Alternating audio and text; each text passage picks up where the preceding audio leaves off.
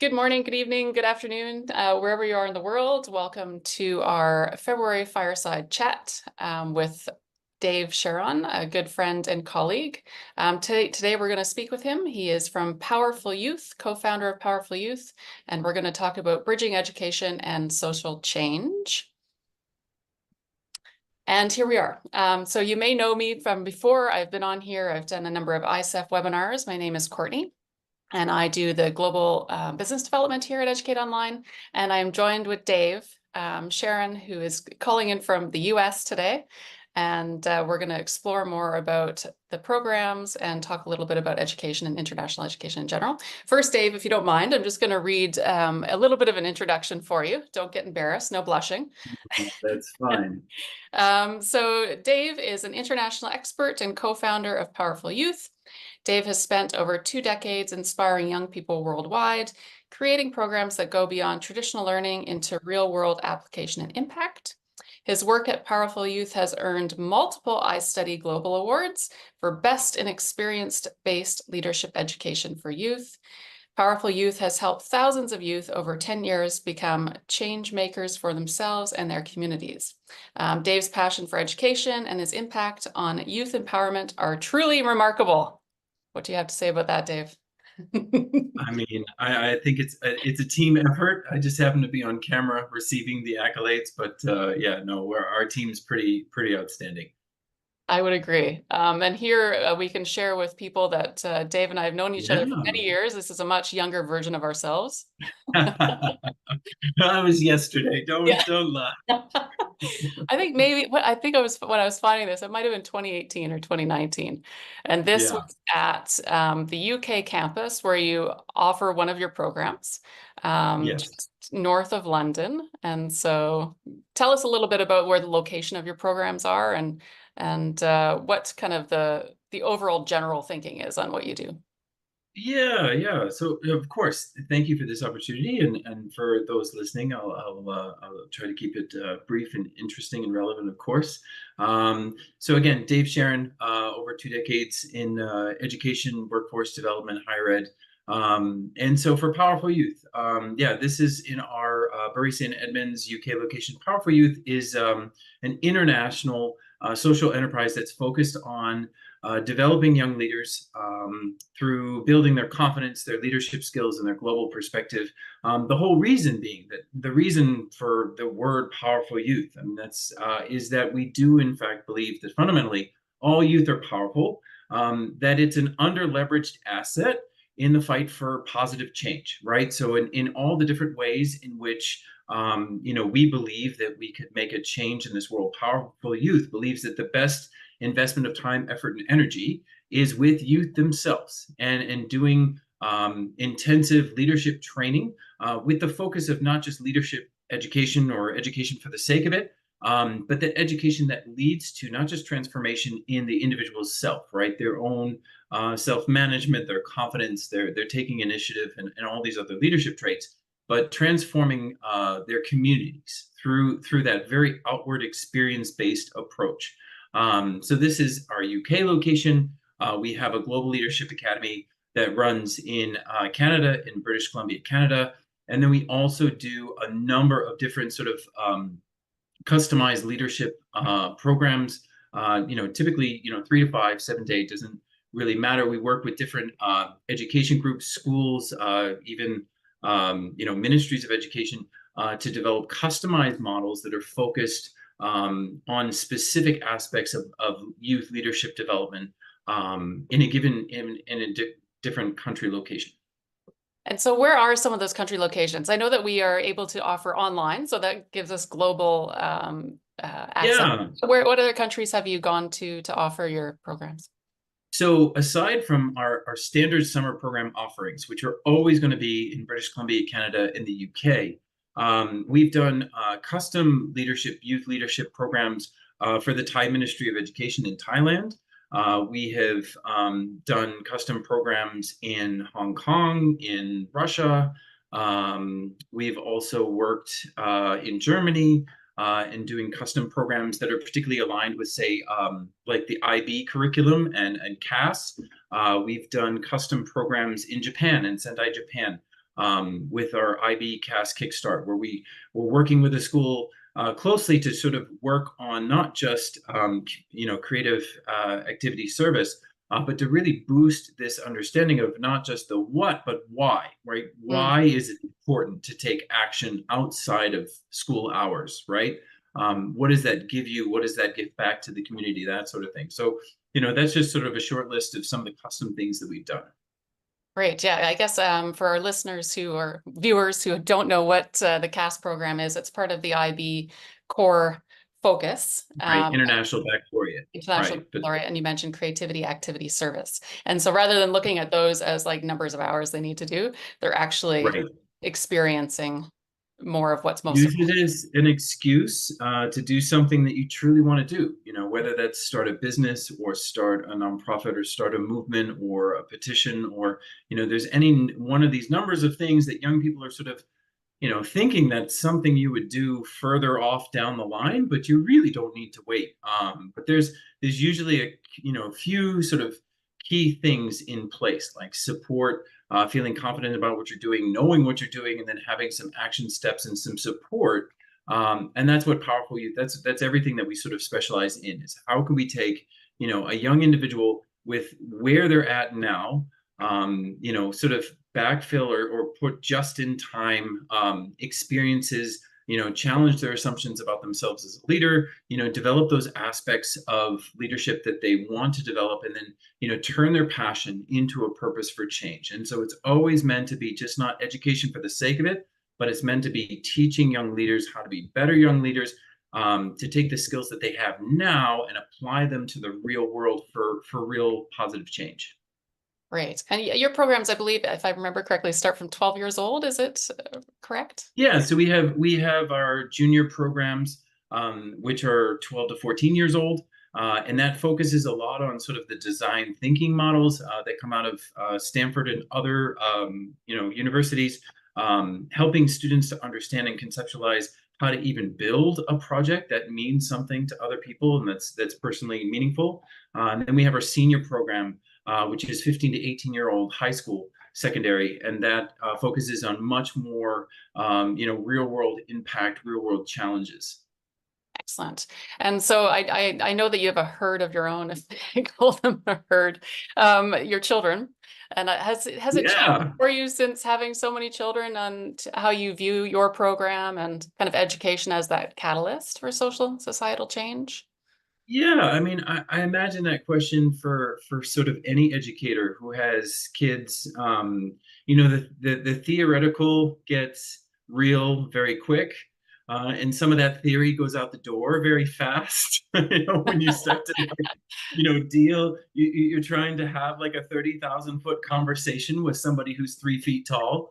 It's tough. But I think it's just re-solidified the importance of what sort of the trends in education continue to evolve, and I think some of those evolutions are very, very positive in the sense of, like, you know not everything is in its own silo, in its own bucket. And so, even whether it's talking with my own kids or it's talking to an adult, is realizing that, hey, sometimes I just don't know the answer, or I'm going to give you this answer, but know that other people would give you this other answer. That sometimes it's maybe not just a math problem, maybe it's more of it's a people problem. And so I think that, it hasn't necessarily changed the focus of Powerful Youth, but I think that it's continued to inform that, meeting people where they're at continues to be fundamentally important, that it doesn't matter how great the lesson plan is, it all matters who's in the seats and how they're receiving the information and how they're taking in the experience. Because that's AI and all of that's, you can generate perfection, but it really matters what the audience is, what their understanding of what you're doing. And so I think that continues with Powerful Youth. We do a lot of continuous check-ins. We find a lot of different ways for students to check in, and sort of that metacognition, that thinking of thinking, whether it's a personal journaling or whether it's taking pictures or whether it's social media, their experience. We just do a lot of different ways of sort of checking in, like, hey, what are you getting out of this experience? Because we can't Yeah. spoon feed leadership to someone. Yes, I love that. I love where you say meeting the student where they're at, because I think that's super important. Yeah. It gets catchy and buzz phrasy, but like, I mean, I think at the end of the day, you have to build as much empathy into your education as you possibly can, and real empathy, not saying like, oh, I think they got it because their heads were nodding. Like in some cultures, like that's all you're ever going to Yeah. get, right? Like Yes, you're gonna it's get just again. Yes. polite, or you're nodding to me now, and maybe I have no idea like what I you're saying. confirmed No. you. I have no idea. Right. So I think you just got to be careful about, how much time and effort you spend on your end of the show as Yeah. an educator.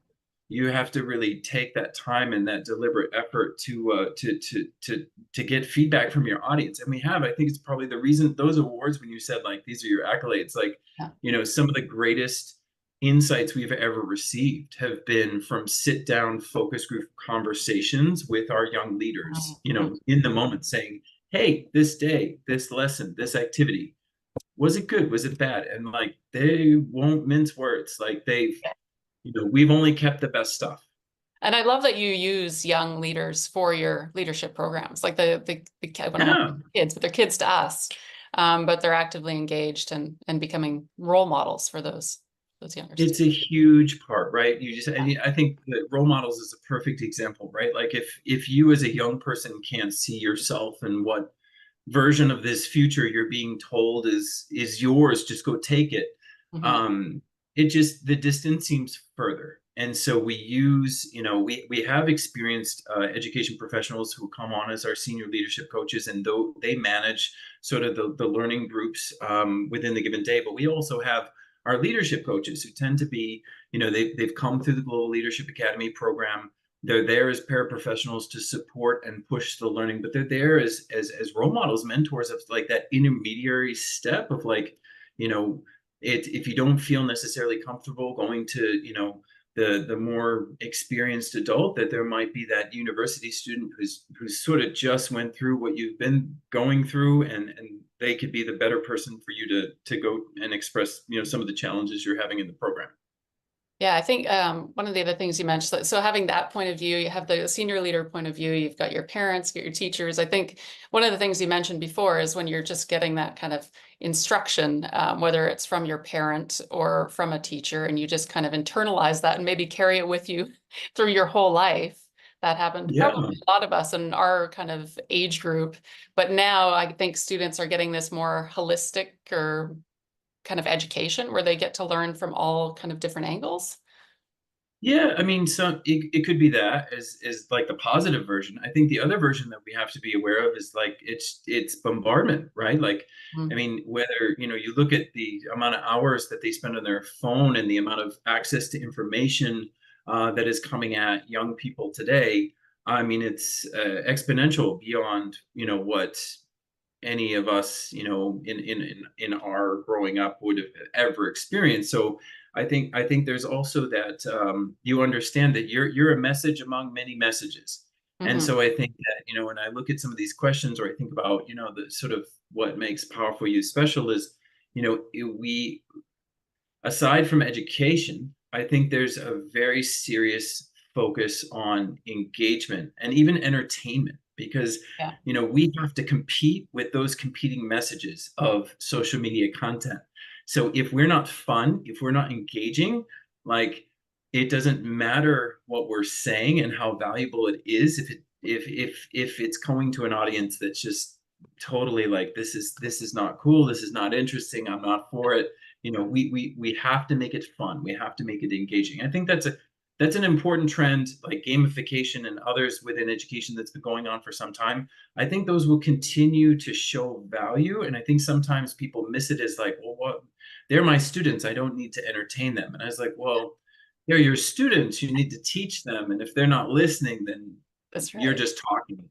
Yeah, it's kind of like that meet them where they're at. Sort Right, exactly, yeah. right? And it's not a bad thing. But I think, yeah, you don't want to go too far where it's full entertainment with no education. Yeah. But just find the balance. And I think, even if I think of myself looking at, this number of screen time, the amount of screen time today versus, many years ago, and how I can't watch a show without looking at my phone and kind of doing multiple things at Yeah. once. And I'm sure that the kids are doing the same. What And advice do you there's have to parents to kind of, I don't know, help with that if they're concerned where, Yeah, I think that one of it's not a real metric, but it's actually one of my like sort of secret metrics that I've shared with other educators that like so at the Global Leadership Academy, parents ask us like, can we bring cell phones? And I was like, of course, like they're gonna have to function as a leader with these mm, technologies. I want them to use them for good. But there are times where we do institute what's called a cell phone parking lot. And I've even done it at the university level with university students. And it works wonderfully because you're setting an expectation that, for this next hour, like, none of you fundamentally are going to, lose your life if we just put your cell phone down in the cell phone yeah, parking lot in the front of the room because we want to give full respect to this teacher. There's a concept that just doesn't involve your phone whatsoever. It just takes full listening. Let's put it in the cell phone parking lot. So we do have times where we do just have the cell phone parking lot. Students put it down. My metric is if after that lesson, the number of students who forget their cell phone in the cell phone parking lot, that tells me everything I need to know about the effectiveness of that session. And so I've seen it. They come back hours later. They're like, oh my gosh, I forgot my cell phone. that's But awesome. um, yeah, so cell phone parking lot. I think there's even times at home where it could be totally appropriate to say, hey, it's dinner time with the family. Cell phone parking lot. Like, I mean, unless they happen to have like a 16-year-old who's a fundamentally successful multi-billion dollar day trader, like there's Which little is other possible reasons, these days. which is totally possible but not probable. Yeah, So I use that example as like, yeah, you could put it down for at least 30 minutes, yeah. so that we could just have a focused engagement. Because, to say at any time, like we even model it with the students, like they have a conversation with us, they're giving a presentation. And so we model back to them sometimes like the lack of eye contact, or we're on our phone. I'm saying like, oh yeah, no, I have something really important to tell you. Just wait a second. It's like Yeah. you model it back to someone, and then you see like it's like having a really serious conversation while somebody's typing something feverishly on their computer. Like, yeah, Yes. they're listening, but they're not really with you. Yeah, exactly. And that kind of goes, we did a webinar together, I think it was last summer, that talked a lot Yeah, about soft skills and the international education journey. And I'll link that below for anyone who hasn't seen that so they can see that after this. But one of the things it's like, what skills are students missing to go into the workforce nowadays? And so what can we do to help? You've mentioned a few kind of techniques here. What yeah. else is missing? I mean, I think that there's a bunch, but it's not for the fault of educators, right? Like, I mean, curriculum and academics, I mean, that's all incredibly well structured to build up, technical knowledge, general knowledge, applicability, like that sort of stuff. But if you look at the research, and this is where like some of my time spent at the career services office at the University of Buffalo, I had to dive into this research of what was missing. What was it that employers continually were saying that even MBAs, like Masters of Business Administration, were missing going into the workforce. And fundamentally, year after year, after talking to thousands, I mean, they surveyed the Graduate Management Admissions Council, like GMAC, does this survey every single year, saying what are the skills that are missing. And what bubbles to the top almost continuously is communication skills, like communication skills, written, verbal, team-wise. I mean, I think there's probably some other sort of workplace etiquette, aspects in there. But there's other things like adaptability. It's usually not like technical skills and knowing how to do stuff isn't usually the stuff that bubbles to the top the most because they Yeah. know that, if they don't know as Excel as well as they could, we could teach that. But usually it's around communication skills. And so I think that's why, with the Global Leadership Academy, I mean, every single day, like whether big, small, traditional presentation or just a small group, announcement, or, we're always putting them in scenarios and situations where the students have to communicate in real time. Like sometimes they get time to rehearse and other times they just don't, right? Mm. Which is real life. Yeah. And so they just have to become really comfortable with it any given moment. And if they can't express themselves verbally, right? Like if they're having trouble because of language issues, I mean, we're having a very fluent conversation in English right now. You have to figure something else out. Draw a diagram, Yeah. right? How many times, just resort to the back of a napkin and Yeah. start something, right? Start somewhere. So there's a lot of that stuff that I think generally it tends to be sort of missing because a lot of education is based on that white sheet of paper and that worksheet and Yeah. that word problem and that fill in the blank. But life gives you like no paper, no pen, and like says, Go. go. Yeah. Like, and so I think that's where maybe a lot of that struggle is. I mean, other things are like adaptability, working with data. I know has been one of the more emerging trends amongst this survey. But I would say by and large, there was one anecdote of like a university professor, mathematician, math course, um, fundamentally required any student going through this like very rigorous math course that was highly selective.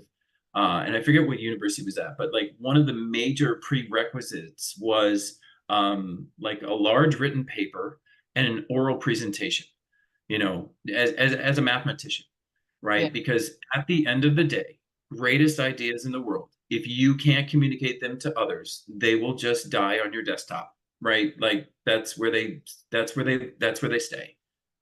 Yeah, and that's kind of maybe one of the things that, people who are more technically minded and used to that kind of work have the most fear of is getting up in front of a class and kind of so learning those skills ahead of time in your program or in high school or however it may be. Yeah, or just yeah, in any scenario. Because I mean, the flip side of that fear is that I mean, I fully understand it, and I think the FBI had done some early studies way back when of like what were people's biggest fear, and they are public speaking. Yeah. You know, but the flip side is that if you want to be heard or recognized or whatever it is that you want out of this, degree, whether you're an engineer or mathematician or whatever it is, I mean, at some point, you're going to have to be understood. Mhm. And so, and probably many times. And so you're going to have to sort of either continue to try to duck that fear or just get after it as soon as you can and as often as you can, because it's not going to be a tick the box situation, right? Like, Does I not didn't go away. learn, neither you nor I learned how to communicate as well as we do by deciding one day we just wanted to be good at it. Yes. Yeah. It takes a lot of approaching that fear. Like if I go back and I think of the first time I made a presentation to a group of students, probably it would have been 2006, 2007, and there were 400 Mm, kids. It was in India and making a presentation. I was like, oh my, because I'm an introvert by nature. I don't really come off that way, but most of the time, but mm. it was terrifying. But I like to do things like that because you need to kind of challenge yourself to step outside your comfort zone.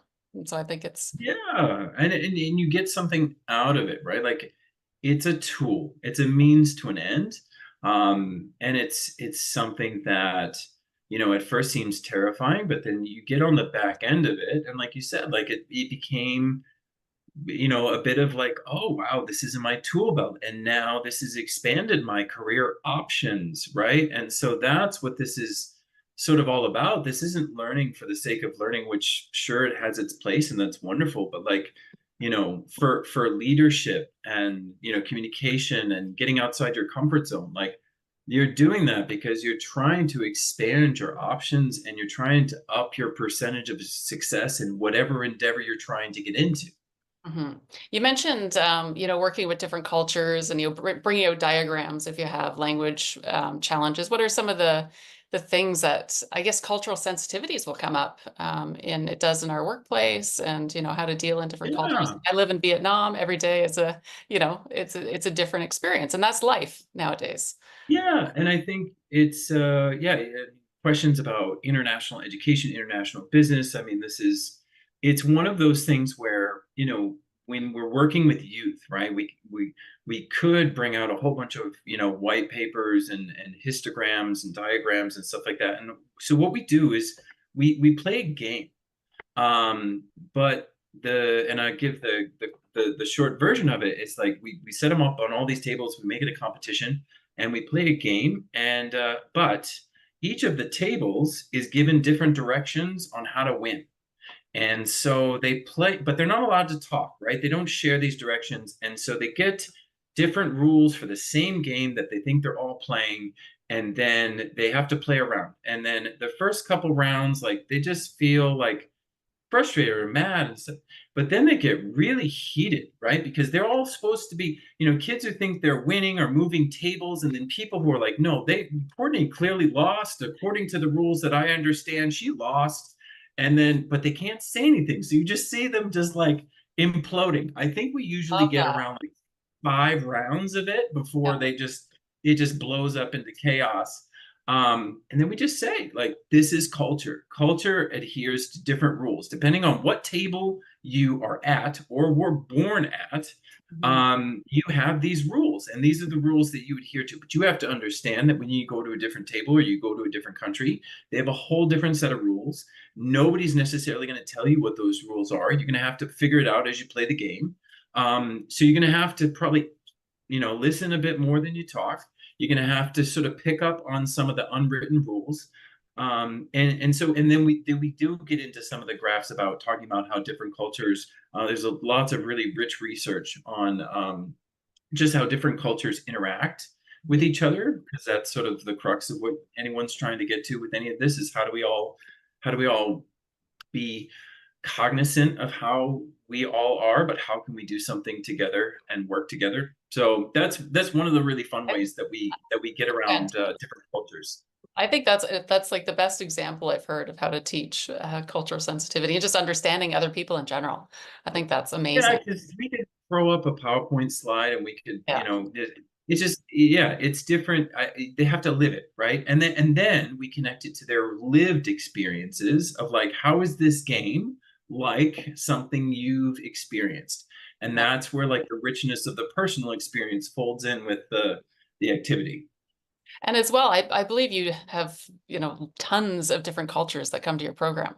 Like how many Yeah. personalities, in general would you have In at it? any given session, we have like 18 different countries that are being represented in a given session. And that diversity is really critical to like, I mean, we seek it out, right? We work with a lot of different diverse partners and education agencies and institutions. And we've been around for 10 years. So we've really cultivated, like we've been very fortunate to cultivate, that sort of diversity. But it's fundamental to if you're going to say that you're going to be a strong young leader, like you have to have experiences outside your own neighborhood, right? Like you have to have had roommates and worked on projects with people who think differently, act differently, but then you could be incredibly well aligned in terms of your values. And that's another way that like I think with if you're an educator or you're struggling with like, oh well, this, there's just all these different there's all these different rules.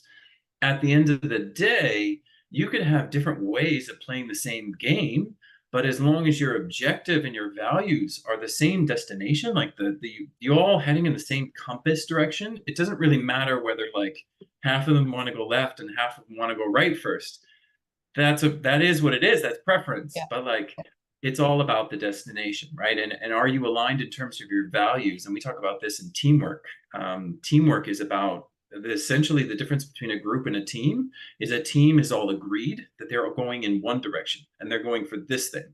A Mhm. group is just a random association of people who are going in whatever direction they want to go to, and Yeah. they'll be as pleasant as possible until you start to push on, getting against their goal. Until they miss the bus. They Until don't. they miss the bus, and they miss the bus that they wanted to get on, Yeah. right? Teams already agree. Doesn't matter which bus we catch, we're all heading north. Yeah, exactly. We're all getting on it this Yeah, time. yeah, So what advice, international education encompasses a whole bunch of different things. What advice would you give to, a teacher, say in Utah, and, they don't really have much of an international influence? That's an assumption. My apologies. I've never been to Utah. yeah. No, I'm But glad you said that. I'm glad you said that because I think that, when I started Powerful Youth, I mean, I had some international experience, but really I knew that I just didn't know a lot. mm, And I just knew that I had this basic premise of, I have what I have to bring to the table in terms of youth development experience. But I know that if I'm going to talk about young leaders and leadership development, that I'm just going to have to start to gravitate towards and find, other expertise. And that's where, I started going to conferences or even just like, going, attending conferences or reading, different newsletters for different things that involve this sort of thing. So I think that like, and then I came into contact with teachers, right, from all around the world, bit by bit by bit, and all of that has helped to, by bringing them in to my circle. And it's not my circle anymore. Powerful Youth is very much like sort of its own thing and organization.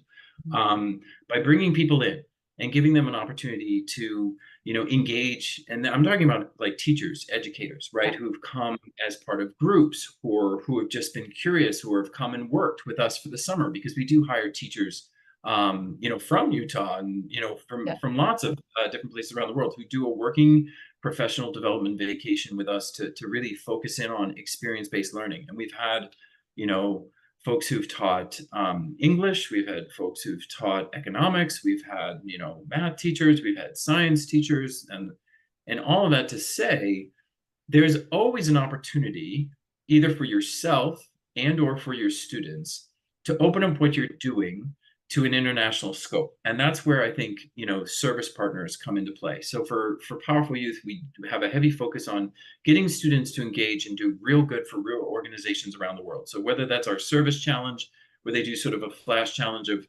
raising as much money or saving as much money as they can for an organization they choose anywhere around the world, or we bring in speakers from those different organizations like the Surfrider Foundation that's cleaning up the world's oceans.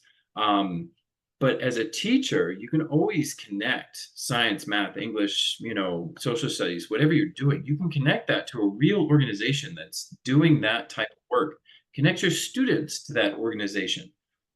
And then, you could do it for the lesson, but don't be surprised if the students want to continue on to like volunteer for that organization and learn a bit more about that subject and really dive in deep. Like we've had some students who learned about composting at the Global Leadership Academy because of one speaker.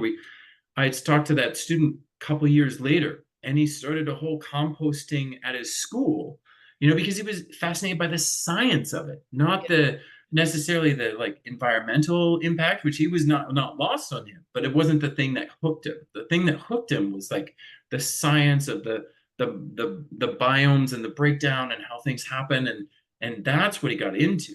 And then it's, the advisor at that school in Japan was like, yeah, his science grades went skyrocketing after that experience. Like he was just addicted to science and yeah, the whole, so that's that so was great. cool. And that's kind of part, I think we've talked about this before in other ways about finding that passion within the kid. And so he really found what kind of got him What going drove inside, him? like what drove Well, him. it was connecting, the academic, which had always been there, right? He'd always been taking science classes and that. And then there was the real world of like scientists and doing experiments and stuff like that, and even just like these social good organizations. But then it was him finding his place in between that, Yeah, where it's I don't know everything, but I know enough. And then there's this thing which I find really fascinating, but I don't know enough about it, and then him bridging his own gap. And I think that's the point of what we do at Powerful Youth is, passion for the sake of it, right? Like you could uncover your passion and then be like, well, that's great. yeah, Figure skating for Dave, it's my passion, but I'm not going to do anything about it, and I'm not going to pursue it in any way, shape, or form. But to say no, like this is a passion. I have enough of it now, and I have this thing out there. I mean, what do I need to do? What's the next 3 steps that I need to take in order to get a little bit closer to that thing that is a dream? Mhm. Let's make it less of a dream by next year or a couple of years from now, right? Like we talk to students who are really interested in art Mhm. and they're sort of thinking like artist is something I need to be much later. And it's like, no, you could set up a portfolio or a gallery exhibit now. But how do you get more people to come to your show, right? Like what's your story? Yeah. Where do the people purchase the art? Are you giving the art away? Is it, we've talked to some students about turning trash into art, and then like then you're doing something good, but then you're doing something, making something beautiful. This is all the kind of stuff that a lot of our leadership coaches take on this of helping to really um, galvanize or like sort of put that passion into something that the student can articulate and feel really good about, and then start to formulate that into the purpose and the change of like, so now, that's exciting, but what do you want to do with it? Because we can't just sit here and be excited about video games. What can video games do that makes a difference in the world? And there's lots of examples of what they could do. And I think you said dream, but I think you call this is that part of the dream project that's within Powerful Yeah, Youth? the dream projects. Yeah, so it's kind of a little bit of a maybe a risk that we take, but I think it's for anything education wise. I mean, it has to be not education for education's sake, but education for the sake of application, right? For those ripples to continue.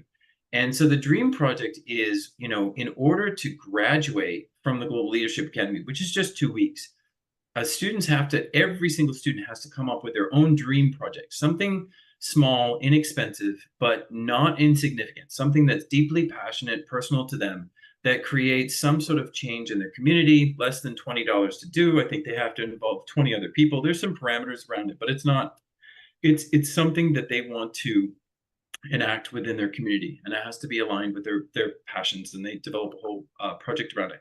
It's something they commit to do after they leave, and that's where we do the follow-up. We have coaching available to students, and that's where some of the really amazing stories of what young people, powerful youth, have done after they've had some training, some support, some coaching, and have a plan of action.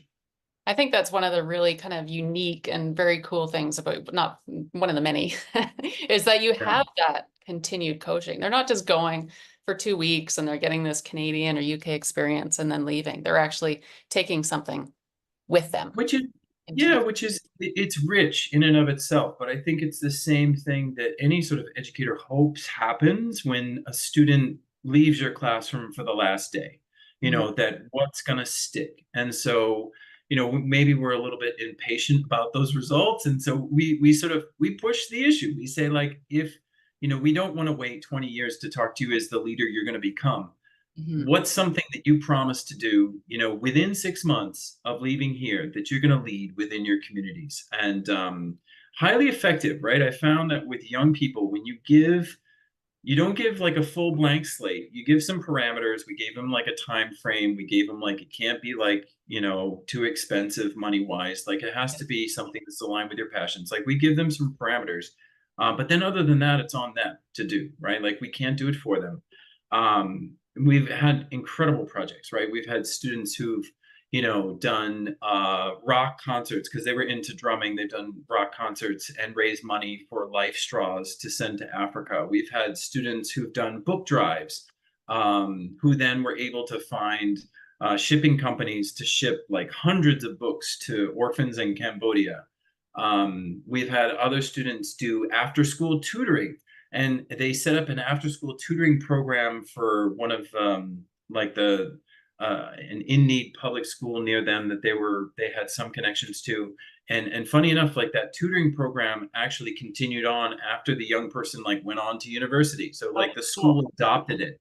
And Nice. so there's all these really great dream projects that like are no longer dreams, right? Like that's the whole hope, right? That you can turn a dream into reality. And a lot of it is about, having the confidence to say that, yeah, it could be done. It may not be done in the way that I dreamt it, but I'm going to, here's the plan, here's the measurable deliverables, here's what I think is the best way forward.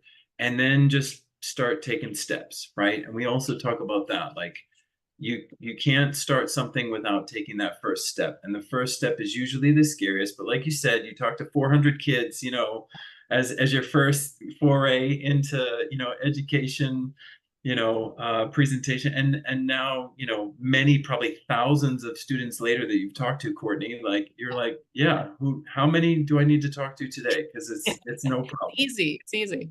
Easy breeze. Well, it's seems easy, right? From the outside looking in, maybe to a young person. And if you were to come speak to them, they'd be like, oh, Courtney's so good at this. And you're like, she's had some practice, and Old. you No. can't, well, no, I'm just not in this picture. Well, but love some. I think that's part of it too. That like you have to.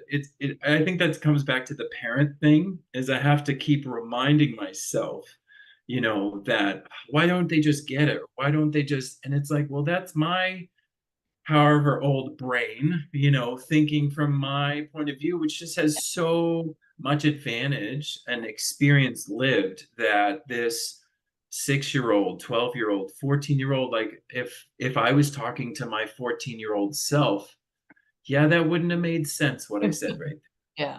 Yeah. And you can be reflective on that to there. see. Yeah, but when I have the moment to pause, right? When I Yeah. take deliberate moment to just like, hey, why isn't this landing? And then you think about it, and you think about it like you try to step into their shoes as best you can, and then you realize like, yeah, I'm probably not hitting the mark here. And or you could just ask them. Sometimes I think that's another thing is as a parent and an educator for a long time, I've recognized that I don't know what I don't know. And I've asked my students outright. I've asked my student employees, Yeah. what's making sense? What's not making sense? What are you experiencing? And like, don't try to fill in the blanks. Don't try to like, assume anything. Let them just tell you, right? Like, and if you're approachable enough and if you've been reasonable enough with them, they'll let you know what's going on. And don't pretend to know everything. I think that's, Oh a gosh, huge part of that's it too, I don't because know we who do I not. don't know I don't know who thought that was a good idea to Yeah. put on educators, but Yeah. it doesn't work, and it's not healthy. No, it's not healthy. It's not healthy. My niece, when she was in grade 5, she was really into coding, like a coding whiz. And her teacher was Mm. great because her teacher said, I don't get coding. Do you want to teach the class? And she was teaching the class coding. And that's such a great, sort of experience for her to be recognized for her skills and for the teacher.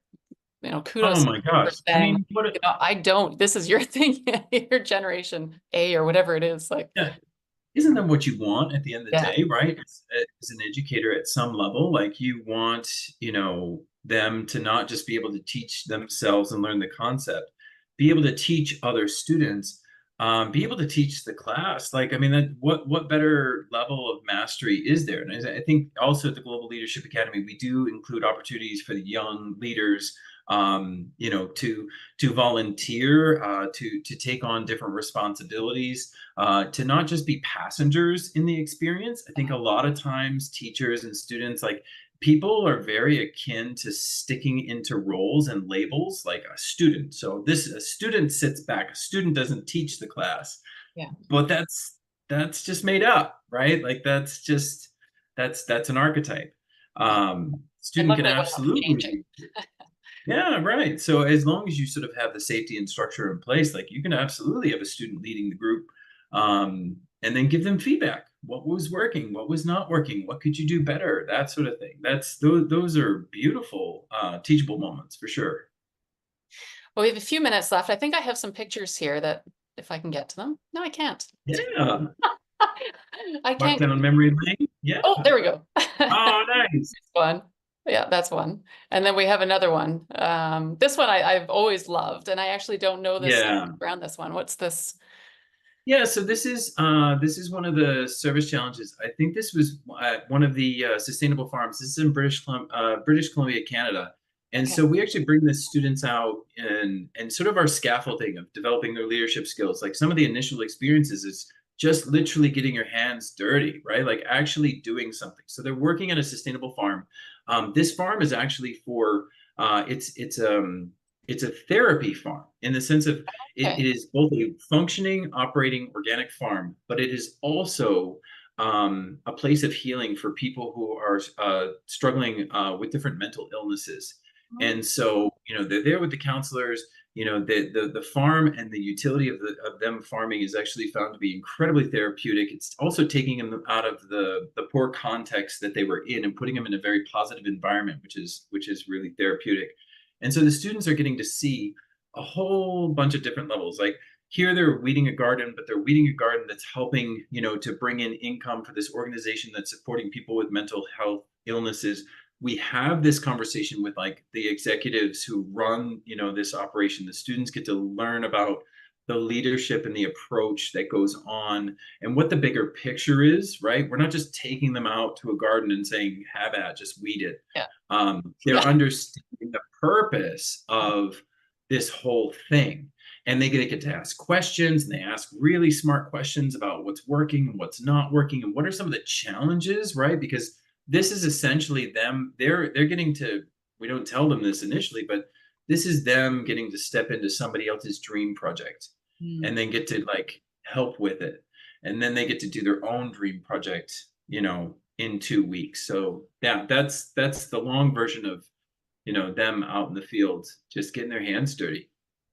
Very cool. We've talked a lot about the Dream Project and what that can give to the student, the benefits, the communities. One of the things I know that's maybe some of our listeners will be thinking about, well, how does it help me get into university, Dave? Yeah, I mean, I would say, how doesn't it get Yeah. you into university? Because at the end of the day, universities are fundamentally businesses, institutions that are trying to seek high potential people that are going to be successful when they come to their university and then go off and do incredible, amazing things. If you can convince that university through your essay, your application, extracurriculars, or what have you, that you are truly a high potential individual who is doing stuff that's well above and beyond what is asked of you from just, you know, your everyday schooling. I mean, you academically you need to be, you know, capable of going to that institution. That's the ground floor, right? Like, so, but then once that's off the table, you're then amongst a pool of many, probably thousands of others who are also academically capable. So how is that institution going to pick the school incoming class that they need? They're going to look for things like this. They're going to look for whether, you know, you've started a business, you know, if you've traveled abroad, great, but then what did you do? And then if you started a business, great, how did it go? Like, why is it aligned with your passions? That sort of thing. So those like we call them plus ones or whatever you want to call them. That's where the Global Leadership Academy can help to sort of catalyze that sort of thinking of like, well, you know, you don't want to just pick up a cello and start playing it for the sake of it. I Mhm. mean, if it's your passion, great. But if you're just doing it to get into university, good luck. Um, Find something that you're really driven by. And so that's where, you know, especially the Dream Project and the service hours that you do. I mean, there's somewhere like 30, 35, you know, plus service hours that you do just at the Global Leadership Academy alone. Mhm. Um, and then your essay, right? I mean, for various universities, I mean, your college essay is a pretty critical part of your of what differentiates you amongst a whole pool of candidates. And you know, we hope to give you something good to say. Right. I think about I think about all these students that are coming to your program from around the world. And one of the Mm, issues or not issues or things that I would wish for students from Canadian, you're American, from Canada or the US or the UK is to also go abroad and experience programs abroad. mm. This is just do you get many students coming from the US or Canada to the UK or from just out of We do. curiosity? Yeah, no, we get students from all over because and everybody has sort of a different motivation, so to speak, for sort of seeking out this program. I mean, we've had people say like, well, you know, aren't you a selective program or should you be a selective program?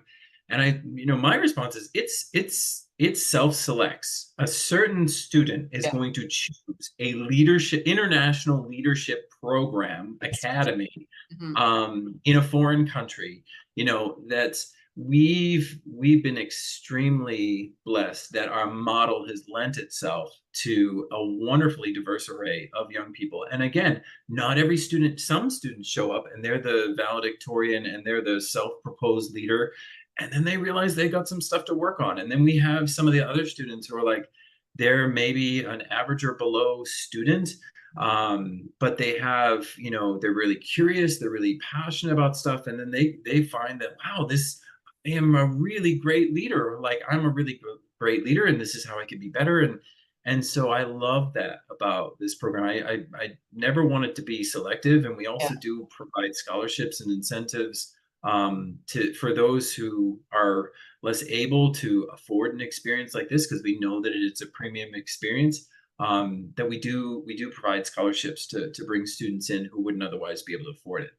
great, great. You mentioned I think you mentioned, did you mention the housing? Where are students staying when they're coming to the programs? Are they doing homestay? They Yes. what's No, a so day look like at Powerful Youth? we're really fortunate that we've had for many years now, since our inception, a really close relationship with the Brooks Education Group. And so they stay in Victoria, BC. They stay at the Brooks West Shore campus. And then in the UK, Bury St. Edmunds, so Brooks UK, they have an IB boarding campus. Really nice. Like, we're really blessed with the facilities that we have for these programs. Like, they're not out in the middle of the woods. We would, potentially bring them there, or we bring them to a garden, but they actually live really well and eat Yeah. really well when they're with us, because they're during the summer, the Brooks campuses are pretty much ours Mhm. to use, and so all of their facilities are our facilities for the summer. And you said non-selective, just so everyone knows there's no English requirement, there's no academic requirement. Anyone can Yeah, no, we just haven't found the need for it, right? So, like, we've had people ask us about like IELTS score, or English language score, but we've had students who, when we present, we don't just tell students, we show students, we tell students, and we demonstrate to students. And because it's experience based, right? We're not giving out written tests and essays and that sort of thing. Like, everything we do is very hands-on, very real world.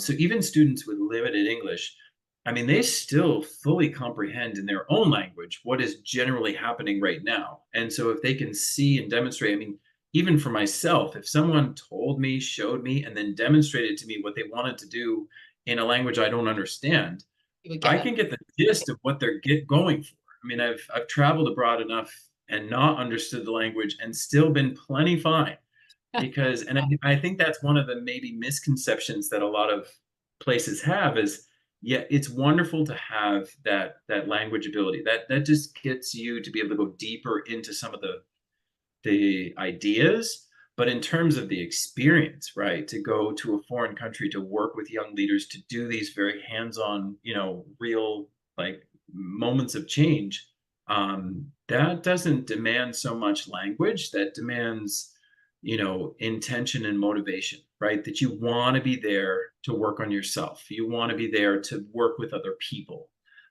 That's really the core requirement. Do you want to be in the Global Leadership Academy? Do you want to take this on? Because you better be ready. Well, and like you said, I think it's one of those programs that the kids that want to be there are there because they want to, like they're there because their parents aren't sending them to this. Um, Yeah. And they're sometimes even kind of parents interested. have, and like, and it's funny. Well, we actually had one kid who said he sent here as a punishment. Oh And we no! said, no, it's funny Best because punishment ever. and what was funny, because like we did like a high ropes course, and we did like traversing, and then I think we, like, there was like swimming and basketball and tennis, and I was like, what part of all of this feels like punishment to you? Yeah, exactly. This is the Then high he road, agreed. I'm Then he assuming. agreed. Two days in, he was like, "This is not a punishment. This is great." I'll be here every year as my punishment. Yeah. Awesome. Well, thank you so much, Dave, for joining us. There are some contact Oh, details thank for you, our team Courtney. on here. But how Yeah. can people get a hold of you, Dave, if they want to reach out and learn more about Powerful Youth? Yeah, so I mean, you can always check us out online. So it's powerfulyouth.com, or you can email us at info@powerfulyouth.com. Great. And between our website, I mean, we have everything about our programs, our custom programs. But then we also have free lesson plans. So we have some of our best lesson plans that we've ever done. We fully feel that this is something we should be giving away. And so we have 3 and maybe 4 coming soon of some of our best, like communication, critical thinking, and teamwork curriculums. And it breaks down like the setup, the materials, like what are the debrief questions, all that kind of stuff. And we've had just in this past year and a half, like over 5,000 plus downloads of these Wow. curriculums. Because I think like educators, I know what it's like to just what's my lesson plan? How am I going to do this thing? But I don't want to. I want to do it in a creative and interesting and engaging way. And so that's been really great. Like the free curriculum that we give away via our website, and it's the cost of your name and an email. And like we don't send out much, email to folks. We just let them know on once a quarter or so, like what's happening with us, and then you can use the lesson plans however you want. That's awesome. Okay, good. So we got some resources, and we'll link that below so that people can know how to find you, and if they have any questions. Final question for us and for the audience. We've talked a lot about education, international education, what you do in your program, the benefit of your award-winning program. What's the future? What is the future of international education? What does that landscape look like? And so I'll pose that question to you and to the audience. If you have any comments, please put them in the box below. Yeah, no, I think that's a huge question, and I would Another 20 love minutes. I would love to see some of the comments that people make, because I mean there's a lot of stuff about AI getting thrown around, and anybody who's like mucked around with Chat GPT or just seen some of the stuff, like yeah, I mean education, even Harvard Business Review had just come out with like what's going to be the AI impact on education, and it's something like 46% of jobs might be mitigated by AI, which is huge, right? But I think on the other side of what's future of education, I honestly think it's going to go the way of you think of like, the largest hotel chain in the world doesn't own a single hotel, and the largest taxi service in the world doesn't own a single taxi. Mm. And so I think education wise, I mean, it won't be surprising that like some of the largest education providers won't own a school.